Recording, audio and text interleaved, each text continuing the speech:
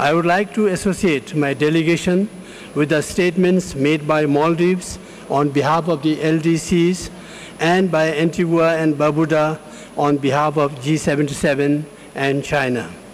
Mr. President, we are already halfway through Bali roadmap, but have not progressed as desired.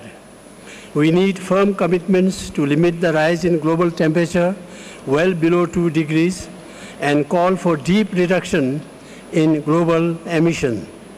We also need equal commitments to financing and technology for adaptation to help the most vulnerable countries. Bhutan, a small, landlocked, least developed country with a fragile mountainous ecosystem, is seriously threatened by climate change. Even a 2-degree rise will cause devastating impacts for us as our mountain glaciers disappear and rivers run dry. The threat of catastrophic flooding from numerous dangerous glacial lakes is already upon us and threatens the livelihoods of our people, infrastructure, and economy. Mr. President, I am, however, pleased to inform that this year Bhutan started implementing the first NAPA project under the LDC fund as an attempt to reduce risk from one of the 25 dangerous glacial lakes. In this regard, we thank parties that have contributed to the LDC fund and our appreciation to GEF and UNDP for facilitating implementation of this project. We hope that contribution continues to flow to ensure complete implementation of LDC work program, including full implementation of all National Adaptation Program of Actions.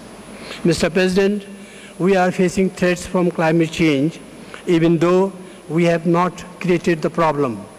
We are committed to green development in line with our philosophy of gross national happiness, and with low emission and commitment to maintain at least 60% of our land under forests, we are already beyond carbon neutral. Yet we are one of the most vulnerable countries.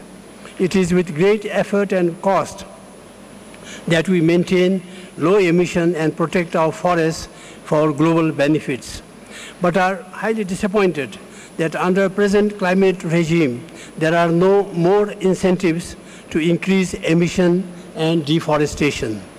Mr. President, such injustices are unacceptable. We must ensure a holistic, fair, and inclusive response to combating the causes and impact of climate change.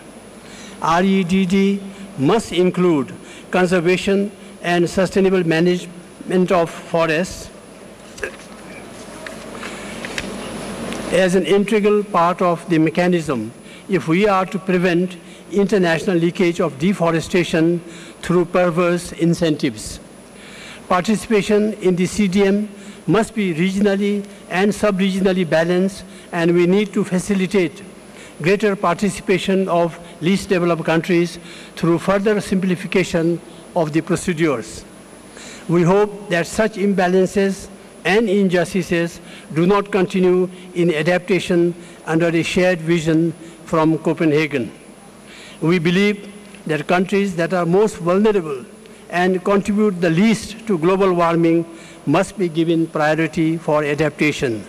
We believe that the current adaptation financing through voluntary means and taxing our own clean development projects is neither adequate nor fair.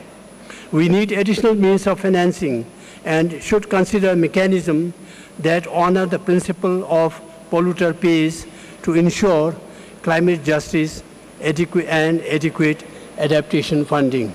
Mr. President, as we conclude our work in Poznan, we find that there is a lot of work ahead, but very little time. It is our hope that we can come to an agreement that not only safeguards the fate of our planet, our future generations, but that we do so in an equitable and just manner. I thank you for your kind attention. Thank you. We thank you, Minister Rinchen of Bhutan, for your statement.